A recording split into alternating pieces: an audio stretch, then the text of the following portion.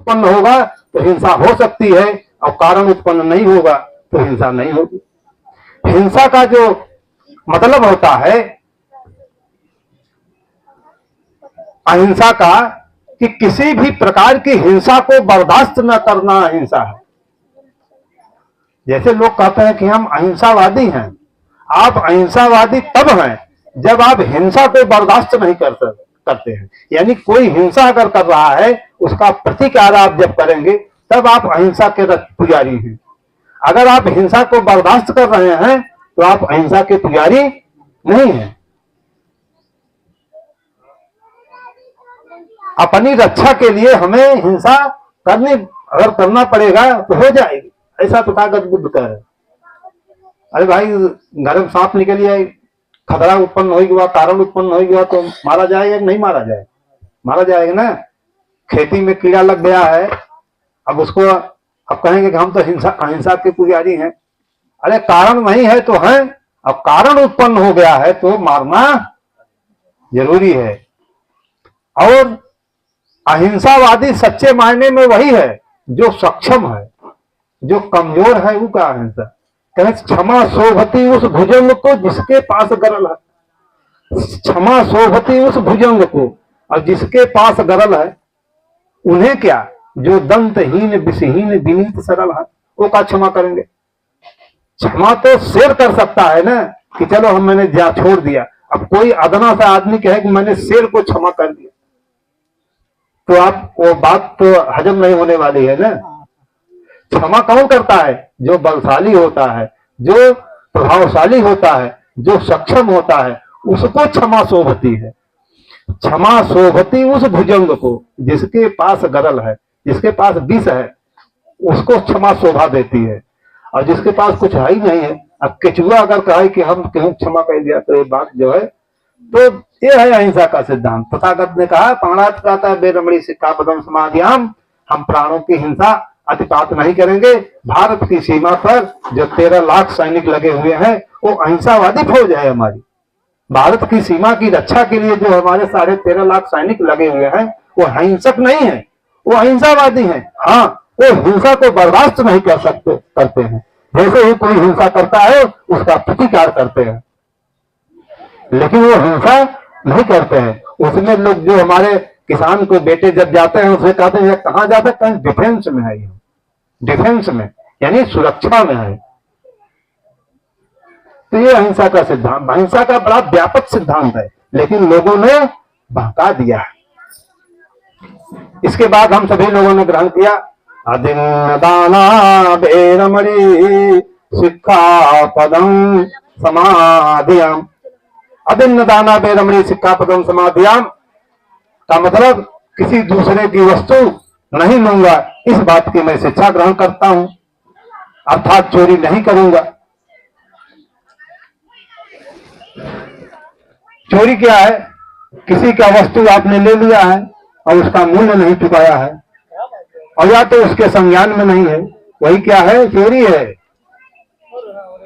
तीसरा दीपक जो जला गया, कामास मिथ्याचारा बेरमणि सिक्खापदम समाधियाम। कामाचार, अनाचार, दुराचार, व्यभिचार आदि से दूर रहने की मैं शिक्षा ग्रहण करता हूं। चौथा दीपक जला गया, मुंसावादा बेरमणि सिक्खापदम समाधियाम। मिथ्या बकवास नहीं करूंगा, इस बात की मैं शिक्षा ग्रहण करता हूं। तथागत बुद्ध ने ऐसा कभी नहीं कहा कि हरदम सत्य बोलो, सदा सत्य बोलो। जिन लोगों ने कहा कि सदा सत्य बोलो, उन लोगों ने हमें छला। जब सदा सत्य बोलने लगे तो लोग छल लिए। भाई चोर आएंगे, पूछो गहना कहां धरा बा, तो सत्य बोलने वाली चीज है।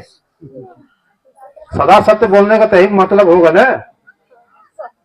तथागत ने कहा कि मूसावादा बेरमणि सिक्खापदम समाधियाम, मिथ्या बकवास नहीं करेंगे। कहां सत्य बोलना है, कहां असत्य बोलना है, इस बात का हमें ज्ञान होना बहुत जरूरी है, क्योंकि असमय समय नहीं आया है और सच्चाई आपने बोल दिया है तो दुख का कारण होगा, और समय आएगा तब सच्चाई बोलेंगे तो दुख का कारण नहीं होगा।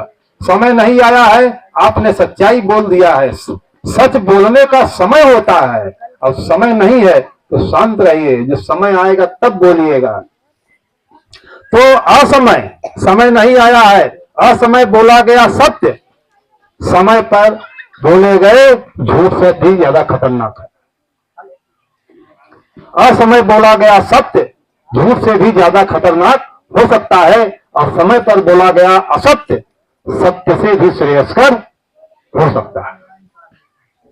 अब हमारी माताएं बहनें हैं, कहीं जौन बहनी सही रहा, हम तो मोहन तो कह दिया, कहा थे ना, अब मोहन तो कह दी तो लड़ाई होना कहीं बा, घरे में आग लग जाए। भाई सच्चाई है, बात सही है, लेकिन वो 4 जनी के बीच में कही वाली नहीं रही। अगर कह दें तो आग लगना कहीं बा। तो देवरानी के, जेठानी के, सासू के, पतोहू के, भाई के, भौजाई के जौन 99% झगड़ा बा, वो बाणी के लेके बा, बाणी के हिस्सा हक के लेके नहीं ना, बाणी के लेके झगड़ा बा।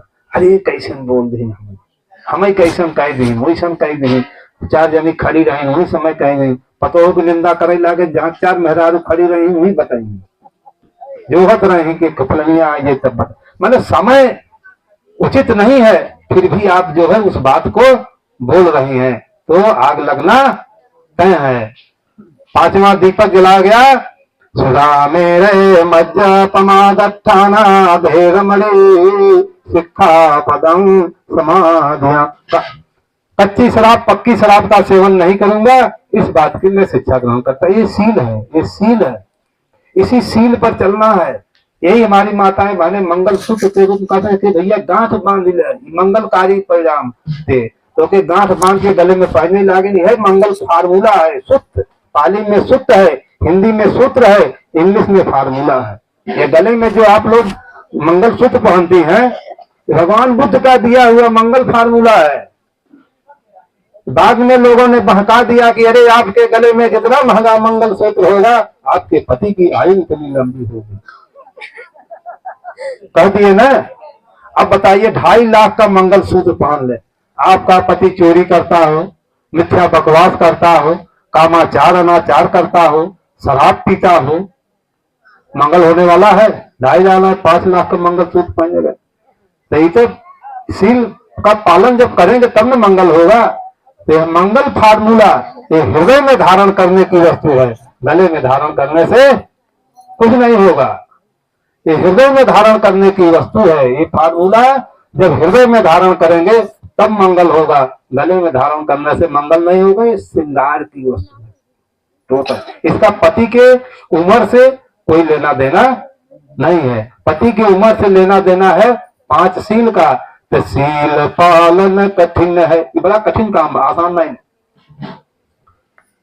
सील पालन कठिन है और ईश भजन आसान। ईश्वर का भजन करना आसान है, सील का पालन करना कठिन है। ये कहने में सरल है।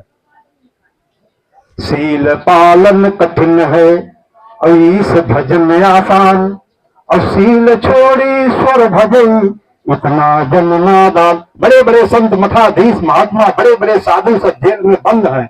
ईश्वर का भजन न करने के कारण जेल में बंद नहीं है, सील का पालन नहीं किया है इसलिए जेल में बंद है।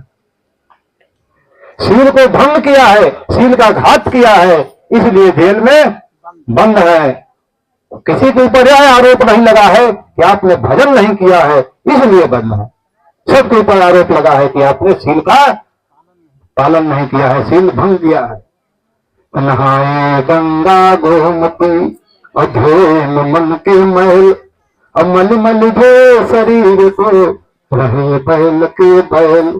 तो धर्म न बारी उपजे और धर्म न हाथ बिकाई, और धर्म न मंदिर में मिले धर्मशील पर जाए। तो धर्म धर्म तो सब कहे और धर्म न समझे को, और जो कोई समझे धर्म को वही धर्म भर है। धर्म को धारण करने की वस्तु है ये सील है। यही सील का पालन तथागत भगवान बुद्ध के समय लोग करते थे। तथागत बुद्ध के समय लोग ये सील का पालन करते थे। तभी घरों में ताले नहीं लगते थे। आप लोग सुना होगा कि भारत देश सोने की चिड़िया थी। यहाँ किसी नगर या किसी द्वार पर कोई न ताला डारे, यहाँ किसी नगर या किसी द्वार पर कोई न ताला डारे। तो कोई न ताला डारे, घरों में ताले कब नहीं लगेंगे? जब पंसील के पालन पर सब चलेंगे। क्योंकि घर में ताला इसलिए लगता है कि हम तो चोर नहीं